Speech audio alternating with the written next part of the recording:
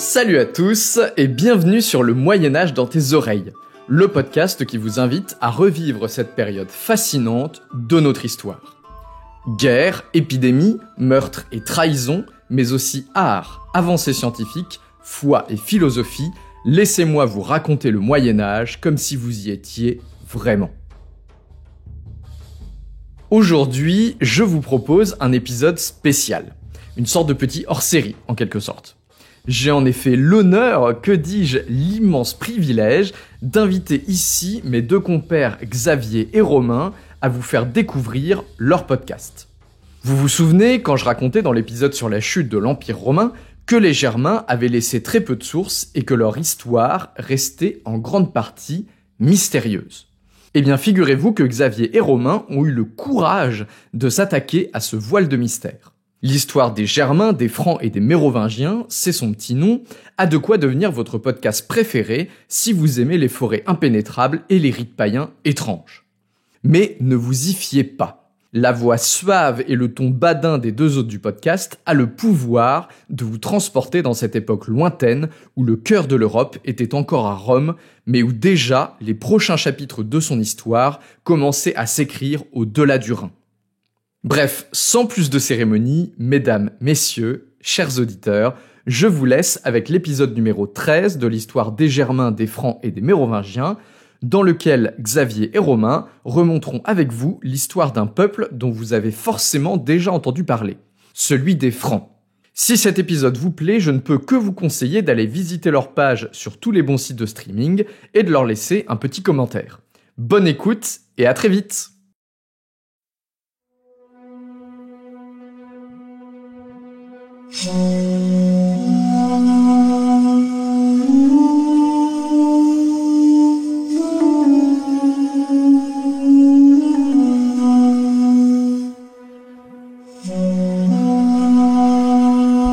Bonjour, bienvenue dans le podcast L'histoire des Germains, des Francs et des Mérovingiens.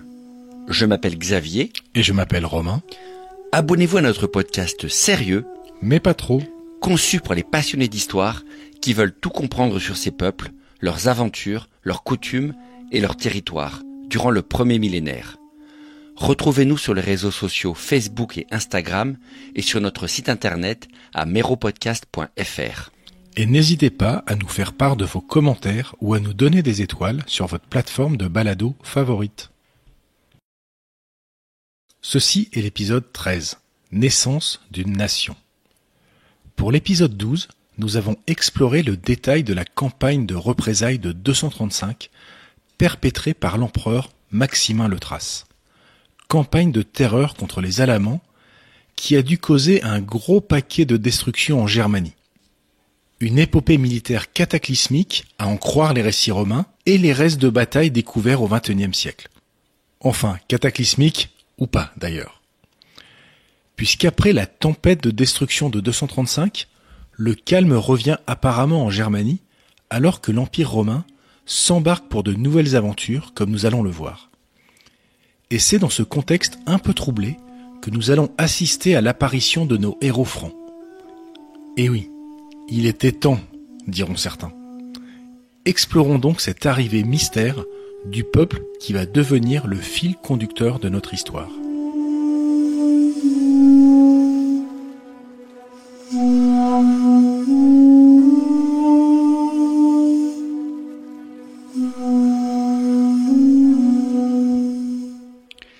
La victoire de Maximin le Thrace en Germanie a dû être massive. Les textes romains, comme les restes archéologiques mis à jour en 2008, confirment que l'Empire a dû mener une campagne de destruction violente sur une large portion du territoire de la Germanie cette année-là. Et en même temps, sans doute pas tant que ça en fait, si on y regarde de plus près. D'abord, les auteurs romains ne nous disent plus rien au sujet de la frontière du Rhin pendant plusieurs années, comme si tout s'était réglé comme par enchantement. Alors, c'est sans doute un effet d'optique, puisque comme on l'a dit, à partir du moment où ce qui se passe ailleurs n'impacte pas directement Rome, les auteurs ont vite fait de reléguer le sujet aux oubliettes. Soyons réalistes, on peut faire le pari qu'il s'est passé un paquet de choses dans le monde germanique. Son organisation, ses clans, ses alliances, enfin, toute la société a dû se recomposer assez différemment après le passage de la tornade Maximin et la double bataille de 235. Mais de tout ce chaos, aucune trace dans nos sources malheureusement. Mais il y a un phénomène plus profond que le silence des auteurs romains sur la recomposition politique outre-Rhin. Fondamentalement, la campagne de Maximin n'a rien vraiment changé à la situation entre Rome et la Germanie. Seulement quelques années après cette campagne, et on retrouve les mêmes Alamans, aussi agressifs qu'en 235, toujours prêts à s'attaquer aux limes et apparemment pas aussi ruinés que les auteurs ont pu nous le laisser croire. La raison est toute simple. Une campagne militaire de quelques mois, aussi sanglante et brutale soit-elle, ne provoque pas la destruction complète d'une région. Quels que soient les propos enthousiastes des auteurs romains, il est peu probable que Maximin le Thrace ait vraiment massacré la totalité ou la quasi-totalité de la population de la Germanie. On parle tout de même d'un monde vaste de milliers de kilomètres carrés avec une population estimée à 3 ou 4 millions d'habitants. Même si les légionnaires romains avaient été les pires bouchers de l'histoire, ce qui est hautement improbable, ils n'ont pas pu éradiquer un monde aussi vaste, ni réduire en esclavage tous ces clans, et ni massacrer une portion absolument significative de la population. Les forces et les faiblesses des deux mondes restent à peu près les mêmes après le retrait des Romains. Car les raisons fondamentales qui ont rendu possible les raids et les pillages, que ce soit l'état des défenses de Rome, la culture du pillage de la société germanique ou les équilibres démographiques et économiques entre les deux zones, tout cela n'est pas définitivement transformé en l'espace d'un seul été. On a toujours des Germains agressifs et pas du tout sous contrôle qui vivent outre-Rhin. Ils ont sans doute été affaiblis par la campagne de Maximin le Thrace, mais seulement momentanément et partiellement. Dans le fond, rien n'a changé côté germain en ce milieu du IIIe siècle. À l'Est, rien de nouveau. Par contre, chez les Romains, c'est carrément une autre histoire. Oui, car les décennies qui suivent la campagne de Maximin le Thrace sont marquées par une crise sans précédent à Rome. On appelle ça communément la crise du IIIe siècle. Une succession de catastrophes économiques, sanitaires et sociales qui vont secouer l'Empire de fond en comble. Et pour couronner le tout, une crise politique profonde se rajoute par-dessus, vu que l'armée, ou en tout cas les armées, viennent participer à la grande pagaille. Il faut dire que l'idée s'est imposée dans la Légion au fil du temps, qu'en suivant son propre général proclamé empereur, le quidam romain a une bonne chance de gagner le jackpot. L'extension incroyable des forces armées et l'instabilité générale de l'Empire avec les crises diverses de ce siècle permet aux officiers les plus malins de tenter leur chance à un rythme jamais vu. Et c'est donc une succession improbable d'empereurs qui défilent sur le trône en l'espace de quelques années. Gordien I, Gordien II, Balbin, Pupien, Gordien III, Philippe l'Arabe, Dès. Un défilé d'empereurs ou d'usurpateurs qui s'installent successivement sur le trône, parfois seulement quelques mois, voire quelques semaines. Et qui, pour la quasi-totalité d'entre eux, meurent rapidement. Et plutôt de mort violente d'ailleurs. Car bien sûr, ces disputes successives se règlent souvent à coups de bataille rangée, avec des légions mobilisées pour les guerres civiles, plutôt que de s'occuper des menaces extérieures.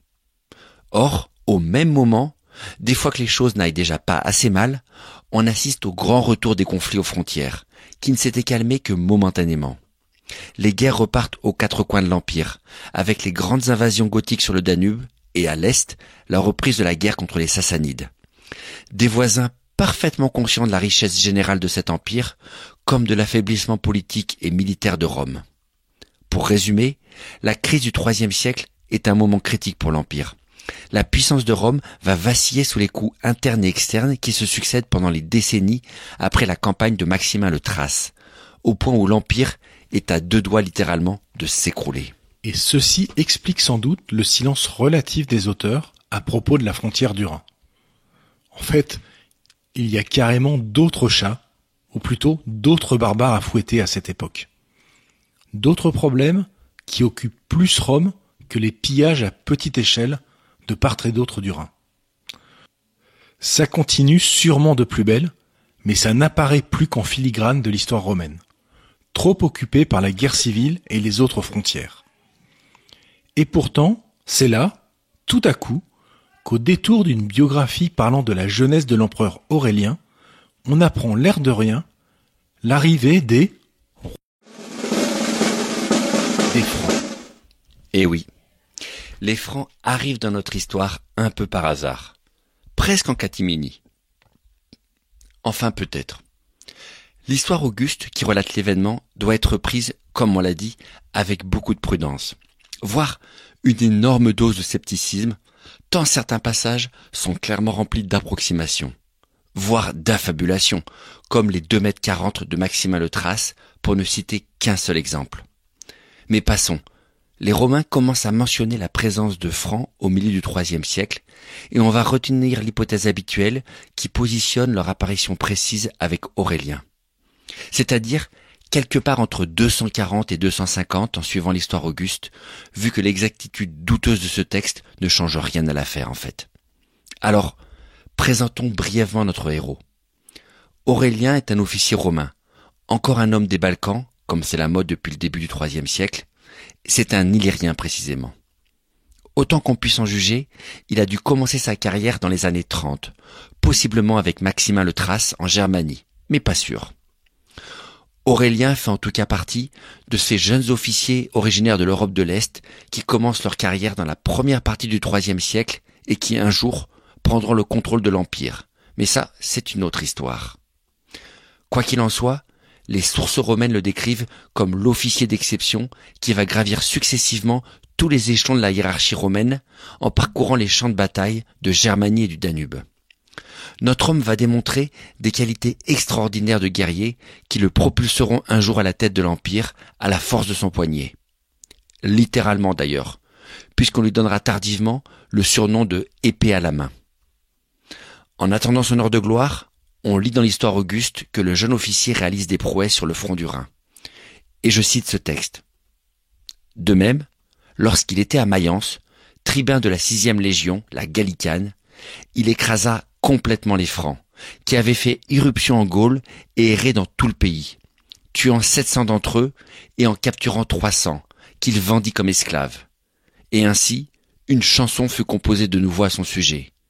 Des Francs, des Sarmates par milliers, nous en avons encore et encore tué. Maintenant, nous allons chercher des milliers de Perses. Oui, le gros stéréotype. En France, tout finit par des chansons. Sans compter les chiffres bien ronds, 700 plus 300 égale 1000. Bref, sérieusement, comme ça, l'air de rien, une nouvelle tribu apparaît dans les textes romains. Pas d'explication, pas de détails. Juste un peuple sorti de la manche de leur toge et qui entre directement dans le top 10 des pires ennemis de Rome, au même niveau que les Gauls, les Sarmats et les Perses. C'est toujours la même histoire avec les Romains. Tant que vous n'êtes pas dans le radar immédiat de leur guerre, aucun intérêt pour les historiens antiques. En tout cas, concernant les Francs, on a vu plus glorieux comme façon de faire son entrée dans l'histoire, non ? Oui, c'est vrai. Le massacre d'une bande de Francs par le futur empereur est sans doute l'histoire fondatrice d'un peuple la moins glamour qu'on puisse imaginer. Zéro contexte et pas de date précise. Juste une énième opération de pacification en Germanie dont les Romains ont le secret. C'est tout, sauf une arrivée triomphale dans l'histoire avec un grand H. Mais passons. Qu'est-ce qu'on peut dire malgré la sécheresse de ces premiers textes sur ces hommes et leur venue ? La réponse classique des auteurs du Moyen-Âge et que les historiens du XIXe siècle ont repris est celle du peuple singulier. Un groupe ethniquement pur, surgissant un beau jour de Pannonie, c'est-à-dire la Slovaquie actuelle à peu près, pour venir s'installer aux frontières de la Gaule le long du Rhin. Super histoire donc. Super histoire qui en rejoint d'autres tout aussi fabuleuses sur la naissance et la migration des Goths ou des Burgondes en provenance d'îles mythiques de Scandinavie pour venir déferler sur la Germanie puis l'Empire. Ces théories sur l'origine des peuples germaniques ont été acceptées pendant très longtemps comme un fait historique établi. Déjà, parce que ça collait bien avec des textes qui, à défaut d'être contemporains, étaient anciens, et donc soi-disant justes. Mais en plus, ça fonctionnait bien avec les idées en vogue du 19e ou du début du 20e siècle, une époque où on voulait absolument assigner une origine distincte aux différents peuples européens modernes. Mais un texte ancien peut être tout autant rempli d'erreurs qu'un nouveau. Et toutes ces théories, passés au crible de la recherche historique et archéologique, se sont révélés sans le moindre fondement. Et oui, contrairement à une idée encore populaire, cette histoire de migration géante du peuple des Francs est désormais unanimement rejetée par la communauté scientifique. Aucune trace d'un grand déplacement d'un grand ou d'un petit peuple des Francs n'a pu être identifiée. Pas plus qu'un grand remplacement des tribus préexistantes en Germanie à cette époque. On n'a pas trouvé trace d'une nouvelle culture, d'un nouvel art, de nouvelles structures d'habitat ou tout autre reste archéologique qui marquerait l'arrivée fracassante d'une nouvelle ethnie en ce IIIe siècle. Ni avant, ni après d'ailleurs. Ok. Aujourd'hui, plus aucun archéologue ou historien sérieux ne croit à l'arrivée en masse d'une tribu géante, issue des rives du Danube ou de la Scandinavie, pour expliquer la naissance des Francs. Pour la communauté scientifique, cette idée est une pure construction tardive, inventée au Moyen-Âge, mais sans la moindre base historique. Mais alors, quelle hypothèse peut-on faire pour expliquer l'arrivée de ces nouveaux venus ? Comment un peuple, qui n'existait pas, se retrouve tout à coup aux portes de l'Empire du jour au lendemain ? La réponse, qui a été longtemps débattue par les historiens, et le reste encore pour ses mécanismes précis de fonctionnement, est tout à fait différente de ces jolis mythes fondateurs. Les Francs sont probablement le produit d'une confédération de tribus déjà existantes, localisées entre les fleuves allemands du Rhin et du Weser. Une grande ligue fluctuante qui a regroupé peu à peu des clans et des tribus déjà présents à l'époque de Tacite et vivant sur le territoire actuel de l'Allemagne du Nord-Ouest et des Pays-Bas. Au risque d'ébranler certaines certitudes, les Francs ne sont probablement que le produit d'une recomposition de tribus et de clans disparates. Une hybridation progressive de groupes de Germains, de migrants et de peuples vaincus de la région, qui se sont regroupés dans cette union par un melting pot progressif. L'explication la plus probable, même si là encore on en est rendu à des hypothèses, c'est que ce qu'on appelle l'ethnogénèse des Francs, c'est-à-dire le processus de construction de ce peuple, est le résultat de deux grands phénomènes principalement. Le premier, c'est les mouvements de population massifs qui se produisent dans tout l'espace germanique en ce début de millénaire. Des mouvements de population progressifs qui partent des régions situées dans le nord-est de l'Europe et qui par effet domino poussent les clans et les tribus à s'éloigner de l'épicentre. Leur déplacement met la pression sur leurs voisins directs qui, à leur tour, se mettent en mouvement et repoussent les autres et ainsi de suite. Les théories restent ouvertes sur les raisons fondamentales de ce phénomène, que ce soit des changements climatiques déséquilibrant les rendements agricoles de certaines régions, ou au contraire, une poussée démographique spécifique d'une partie du monde germanique. Mais quelles que soient les raisons véritables, ces migrations qui se sont déroulées sur des siècles semblent s'accélérer à partir du IIIe. Et ces mouvements profonds vont venir déstabiliser la structure tribale existante et renforcer les regroupements. Et le deuxième paramètre, c'est bien sûr Rome. Rome qui sert de digue contre ces mouvements de population plus larges, avec son limès bien ordonné et à peu près étanche. Et Rome qui contribue aussi aux recompositions locales avec sa politique interventionniste en Germanie.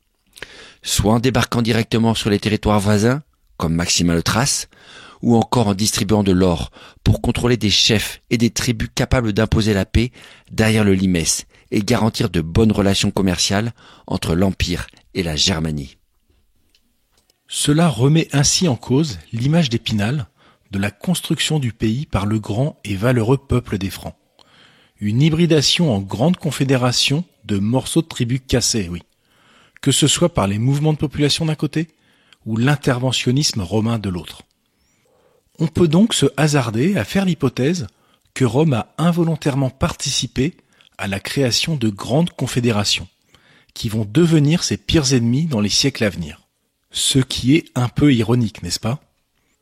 Mais bon, d'un autre côté, c'est quand même un peu réconfortant de savoir que l'Empire finit par récolter ce qu'il a semé, au bout d'un moment.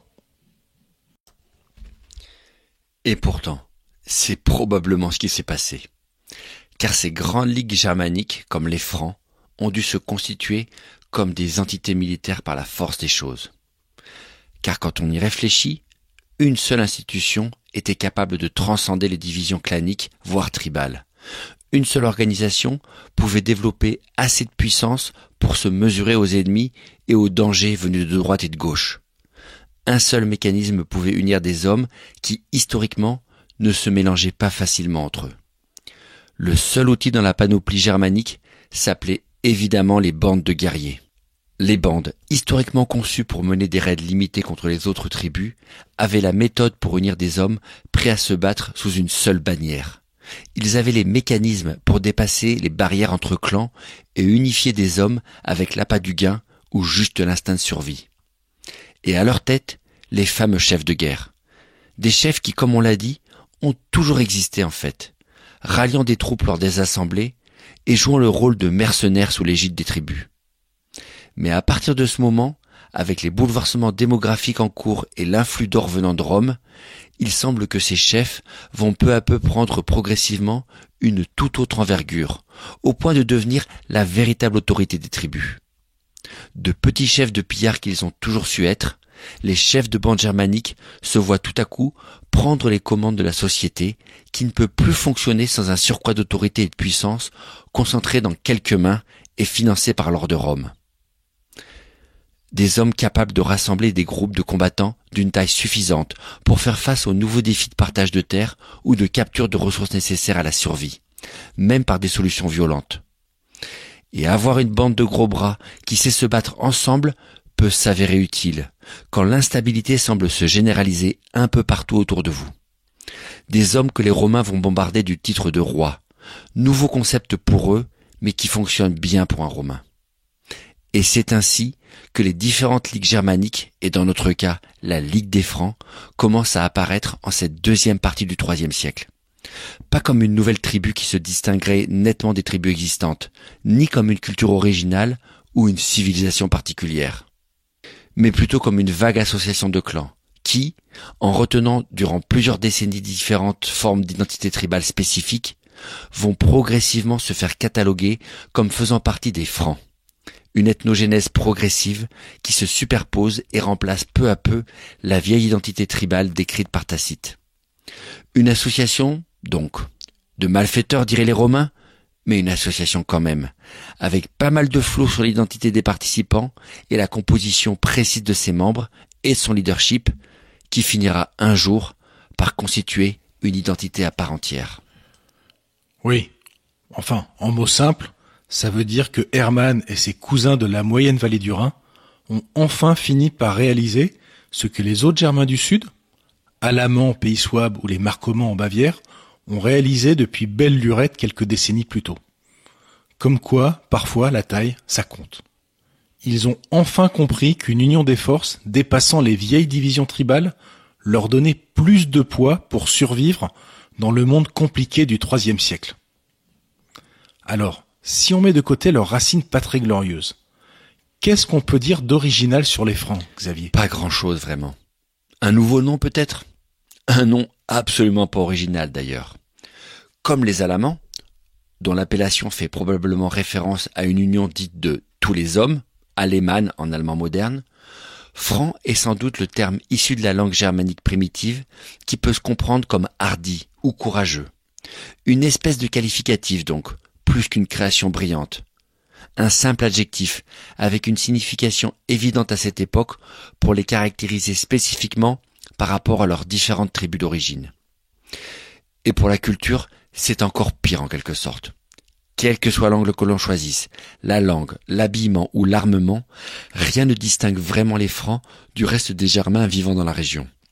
Sinon qu'on les appelle d'un nom distinct, rien dans les textes ni les traces archéologiques ne permet de différencier strictement ce peuple des autres tribus de la région Rhin-Vézère. Et pour cause. Il n'y a sans doute rien de très particulier à distinguer, vu qu'aucun élément déterminant et différent de ce qu'on trouve dans la région n'a jamais pu être prouvé. La question reste encore débattue à ce jour, mais tout semble indiquer qu'aucun apport extérieur, aucune nouveauté culturelle ou matérielle se cacherait derrière la naissance des Francs. Ce qui est assez logique au vu des hypothèses sur l'ethnogénèse de ce peuple, qui veut que ce sont les hommes et les femmes de la région qui s'agrégeront sous une seule bannière commune pendant ce IIIe siècle pour fonder cette confédération. Pas d'un seul coup, mais progressivement, en abandonnant même leurs noms originaux pour se mélanger peu à peu dans un ensemble plus grand, mais sans créer ou amener quoi que ce soit de véritablement neuf ou différent. Bien entendu, tout cela reste hypothétique dans une certaine mesure, vu que l'absence de preuves ne démontre pas l'inexistence d'un phénomène. En gros, On n'a peut-être pas retrouvé les traces ou les preuves matérielles qui démontreront un jour une origine ou des racines culturelles spécifiques au monde franc du IIIe siècle. Peut-être trouvera-t-on ces traces un beau matin, à la manière du champ de bataille du Harzorn. En attendant, l'hypothèse la plus simple à la naissance extraordinaire de ce peuple, c'est qu'il n'y a absolument rien d'extraordinaire. Reprenons. On a plusieurs éléments à mettre bout à bout. Leur nom commun, très banal, plutôt un surnom d'ailleurs qu'une appellation d'origine contrôlée, puis leur apparition très progressive sur les rives du Rhin, et l'absence totale de toute trace de bouleversement ethnique ou culturel qui les caractériserait. Tout ça plaide pour la naissance d'un groupe à partir de l'existant, pas de l'arrivée d'une horde sauvage de l'autre côté du monde, si je comprends bien. À défaut d'une belle et grande histoire de race soi-disant pure, ce processus pas très glamour, mais beaucoup plus cohérent, explique la naissance très progressive de ce nouveau peuple, quasiment imperceptible dans les textes romains. Cette réalité, un peu terne et pas très épique, a eu du mal à s'imposer aux chroniqueurs du Moyen-Âge, mais aussi aux savants et aux idéologues du XIXe siècle que cela n'arrangeait pas vraiment. Et peut-être que nous aussi, on reste un peu déçus de ne pas avoir une super histoire fabuleuse derrière la naissance des Francs. N'est-ce pas ? Peut-être, sûrement même. Le nom même de notre pays moderne nous rattache à ce peuple obscur, sorti du IIIe siècle, et dont nous nous sentons un peu les héritiers. Et avec cette filiation totalement imaginaire, vient aussi une forme rassurante d'identité intangible et éternelle. Identité qu'on peut consciemment ou inconsciemment imaginer extraordinaire et brillante. Mais c'est peut-être mieux que de laisser tomber le mythe finalement et de regarder la réalité en face. Les Francs n'avaient absolument rien de si unique à proposer par rapport à leurs prédécesseurs ou à leurs voisins germaniques. Ni invention, ni armement, ni apport culturel qui les distinguerait particulièrement. Et pire, pour se projeter un instant sur la suite de ce projet, leurs lointains successeurs, qui seront à la base de la civilisation mérovingienne, n'ont pas non plus, sur le papier, beaucoup de choses à apporter comme contribution à l'histoire mondiale ou à la culture française. Nous en reparlerons. Mais les Mérovingiens abandonneront bien vite leur religion païenne pour le christianisme, leur langue germanique pour le latin, et leur système légal et culturel basé sur l'oral pour une société gallo-romaine de l'écrit. Au final, de la culture germanique des Francs, on peut objectivement se demander quelle espèce d'héritage trouve-t-on dans le pays moderne qu'est la France. Quelques prénoms amusants de rois et de reines ? Enfin, peut-être l'histoire des Francs et des Mérovingiens tire son originalité de son manque de brillance justement. Les Francs et leurs descendants mérovingiens ne sont pas extraordinaires par la spécificité de leur ADN ou la singularité de leurs inventions. Ils vont réussir à prendre une place dans l'histoire parce qu'aussi loin qu'on puisse retrouver leurs origines, ceux qu'on appelle prétendument nos ancêtres sont des débrouillards qui ont su construire une union improbable de perdants et de réfugiés aux frontières du Limès. C'est moins glorieux que les mythes fabuleux d'un peuple unique et formidable, mais cette création chaotique est sans doute plus intéressante à découvrir, si on y réfléchit un peu, et tout aussi méritoire. Le véritable héritage qu'ont laissé nos lointains ancêtres les Francs à leurs descendants, c'était peut-être juste le système D. Et c'est déjà pas mal. Merci d'avoir écouté cet épisode de L'histoire des Germains, des Francs et des Mérovingiens, le podcast dédié à l'histoire de France durant le premier millénaire. N'hésitez pas à nous contacter sur meropodcast.fr@gmail.com et rendez-vous au prochain épisode.